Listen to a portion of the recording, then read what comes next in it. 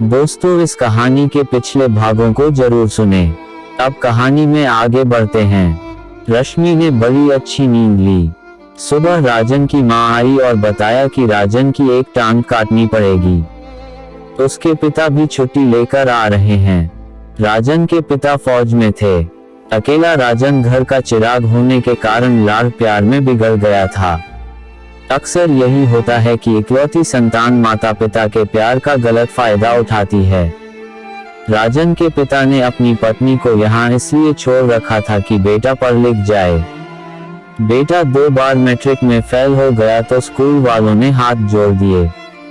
इस बार राजन स्वयं पाठी के रूप में परीक्षा दे रहा था। राजन की मां सुनिधि की कोई विशेष गलती नहीं थी। हर एक मां को अपना बेटा प्रिय लगता है और सैनिक तो अपनी संतान को बिल्कुल कष्ट नहीं होने देते। पिता का डर था नहीं और माता उससे कुछ कहती नहीं थी, इसलिए राजन गलत संगत में पड़ गया और बिगड़ गया। रश्मि ने सुनिधि से कहा, आप रात भर की परेशान हैं, थोड़ी देर आराम कर लो। मैं अस्पताल जाकर राजन देवर जी के लिए कुछ खाने के लिए ले जाती हूँ। 2-1 घंटे के आराम से आपका मन ठीक हो जाएगा। सुनिधि ने रश्मि के सर पर हाथ फेरते हुए कहा, मलोदा तो निरी मूर्ख है। लक्ष्मी जैसी बहू को घर से निकाल दिया।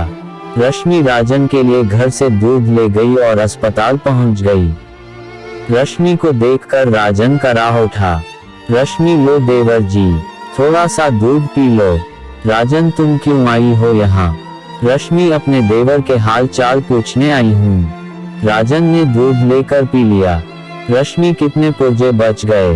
ये टांग, हाय राम, ये तो गई काम से। अब देवर जी चाहें तो अपने कपड़े खोल दूं। क्यों, क्या बोलते हो?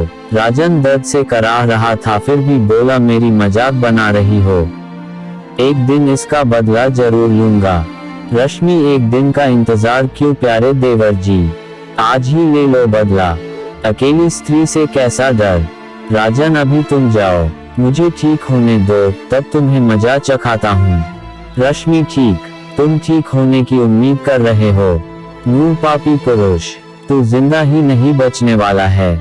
तूने एक महिला की इज्जत लूटनी चाहिए। तुमने एक अबला को जबरदस्ती भोगना चाहा। तू तो क्या, तेरे बाप को भी पछतावा होगा कि इसे जन्म देकर कितना बुरा किया। मेरा जीवन तो वैसे ही व्यर्थ था, लेकिन तेरी जिंदगी में इतना दर्द होगा कि मौत मांगेगा, लेकिन मौत भी तुझे ठुकरा देगी। हाँ, अभी भी बच सकता है। तुझे मेरी सास के सामने सारी बात बतानी पड़ेगी। उसे अपने कर्मों की सच्चाई बतानी पड़ेगी। राजन, तुम तो बहुत सीधी लगती थी, लेकिन अब ऐसा लग रहा है कि बहुत जहरीली औरत हो। रश्मि, मैं अब भी सीधी हूँ, लेकिन तेरे जैसे नागों के जहर को जला देती हूँ। तुझे जीना है या मरना है, खुद ठंडे दिमाग से सोचकर मुझे बता देना। बाय, चलती हूँ। रश्मि राजन को उसकी औकात बताकर चली आई। घर जाकर रश्मि ने सुनिधि को अस्पताल भेज दिया। अकेली रह गई तो अपने लिए खाना बनाया और खा पी कर नींद निकालने लगी। सुनिधि को रश्मि से बहुत सहारा मिल रहा था। रश्मि राजन को उसके किए की सजा देकर खुश थी। शाम को सुनिधि ने कॉल करके रश्मि को समझा दिया कि वो अस्पताल में ही रुकने वाली है, इसलिए इंतजार नहीं करे। खाना खाकर सावधानी से सो जाना। मलोदा को सुबह पता लगा कि पड़ोस का लड़का राजन रात को छत से गिर गया है, तो वो उसे देखने अस्पताल गई। सुनिधि ने रश्मि की प्रशंसा की तो मलोदा जल भुन गई।